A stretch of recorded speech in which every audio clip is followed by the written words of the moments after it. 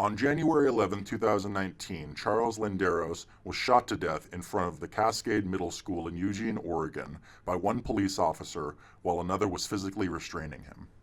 Regardless of what you read or see reported about this story by the predictably biased national or local Oregon news organizations, there can be little doubt for anyone with a functional brain. Charlie is the quintessential example of absolutely, positively having it coming. Charlie was born in Hong Kong and migrated with their family to Caliupa, Oregon as a child. They were of mixed Filipino and Mexican descent.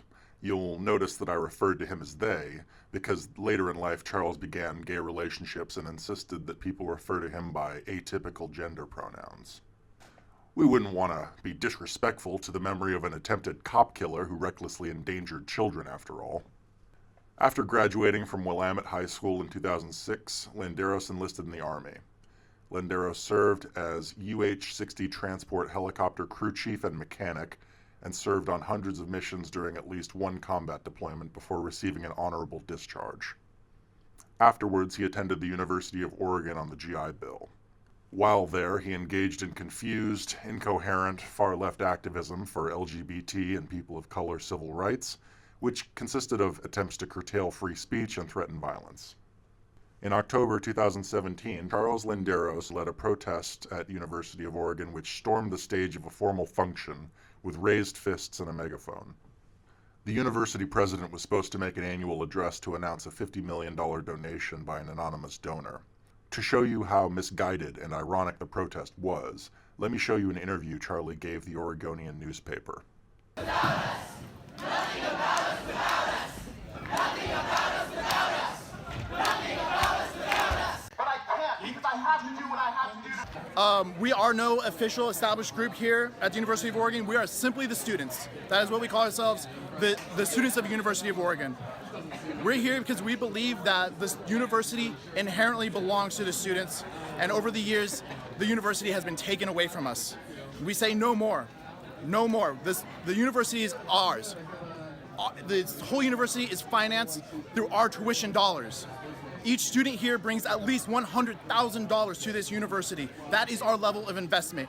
Since we are the only ones financing this university, I don't see Shill bringing $100,000 from his own pocketbook. I don't see any of them bringing any money. The students are the ones that bring the money. So then why are our demands completely and utterly destroyed and ignored? No longer. Our demands will be heard. We will be heard. We are the students. We will not be ignored. Expect resistance to anyone who opposes us.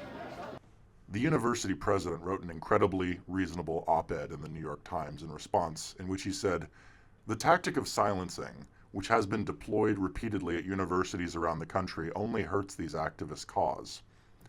Rather than helping people who feel they have little power or voice, students who squelch speech alienate those who are most likely to be sympathetic to their message. It is also ironic that they would associate fascism with the university during a protest in which they limit discourse. One of the students who stormed the stage during my talk told the news media to expect resistance to anyone who opposes us. That is awfully close to the language and practices of those the students say they vehemently oppose. Fundamentally, fascism is about the smothering of dissent. Every university in the country has history classes that dig into fascist political movements and examine them along very clear-eyed lines. Fascist regimes rose to power by attacking free speech, threatening violence against those who oppose them, and using fear and the threat of retaliation to intimidate dissenters. Charlie also created a group called Community Armed Self-Defense that provided firearms training, particularly for people of color and the LGBT community. Landeros was one of the instructors. Days before his death, Charlie enrolled his daughter into Cascade Middle School. The mother of the girl, Charles' ex-wife, visited the school and brought to the attention of the school that this enrollment was done without her knowledge and in contradiction of the terms of their divorce, which gave the mother the sole right to determine where she attends school. Charlie was called in by the principal to come in to work out the next move for his daughter. Police officers were also called in due to issues involving a person's child being often tense and delicate situations with the potential to escalate. Charlie walked into the school with a 9mm pistol concealed and an extra magazine on his hip. Also a third magazine in his vehicle, and a backpack on with additional ammunition. His pistol held 21 rounds due to a magazine extension. He was legally not in the wrong to carry on school grounds because he had a concealed carry permit, but the amount of magazines and ammunition he thought was appropriate to visit a middle school is strange, to say the least. He also wore a shirt that read, "Smash the patriarchy and chill." I'm sure that's like gay catnip in Eugene, Oregon. After the meeting with the principal, Charlie was told to get out of the office, and then Charlie refused to leave a hallway inside the school, despite the 2 police officers that were called instructing him to do so, or that he would be arrested. In the released body cam footage, you can clearly see him not taking his right hand out of his jacket pocket while talking to the cops. Charlie told them that they didn't have the authority to ask them to leave.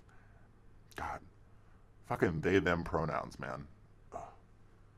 Makes reading this shit so fucking difficult. They would only leave if the principal asked them to. One of the officers informed him, now I'm saying him, that he was the police liaison to the school, and he had every right to tell them to leave. Charlie's daughter coincidentally walked into the hallway and saw her father and the officers. Charlie yelled at her to go repeatedly. An officer escorted Charlie out the door of the school against his will, pushed him up against a wall, telling him that he was under arrest. Charlie pulled his gun and fired 2 shots, and was in turn shot in the head and killed. His daughter witnessed the entire altercation and her father's death. Great parenting there, Charlie. Earlier the same day, the Springfield Police Department linked on its Facebook page a story about a police officer in California who was shot and killed while investigating a traffic crash. About an hour before the shooting, District Attorney Patty Perlow said someone tipped the police department that a Facebook account with the name Charlie Landeros had commented, "Death to all pigs," in a comment section of the post. The police department's social media manager attempted to locate the comment, but both it and Charlie Landeros' Facebook account had been deactivated or deleted. Based on this vocal antipathy towards police hours before the shooting, yelling at his daughter to go, and the overkill amount of ammunition on his person for going to a middle school, I think it's fair to say, if Charlie Landeros had been a straight white male or conservative, I have no doubt that every media outlet would have branded him an attempted school shooter. Just food for thought. Lane County District Attorney Patty Perlow cleared the 2 Eugene police officers of wrongdoing on January 24th and released the body cam footage. Perlow concluded that both officers acted appropriately in removing Landeros from the school and that they had probable cause to arrest Landeros for disorderly conduct and trespass. Perlow said, upon making the arrest, their lives and the lives of others were placed in danger by Mr. Landeros physically resisting that arrest, brandishing a firearm and firing it twice. It is unknown why Charles Landeros chose to use deadly force in this circumstance, but he clearly had no regard for the lives of the police officers or the students or staff present, including his own child. Officer Tim saved the life of Officer Johns, himself, and perhaps many others, given the number of rounds Charles Landeros had loaded in his weapon. There is no clearer circumstance that the use of deadly force is justified than this.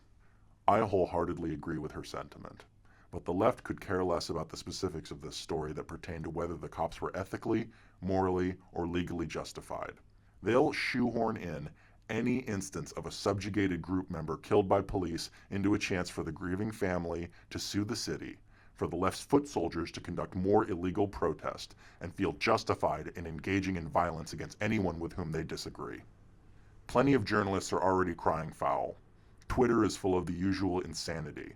The Civil Liberties Defense Center probably sums up the leftist nonsense with arguments like, people of color are disproportionately the victims of police violence, or the video released today and the accompanying statement from the DA's office do not change the fact that Charlie's daughters are now without their father, and described this incident as the murder of another person of color by law enforcement.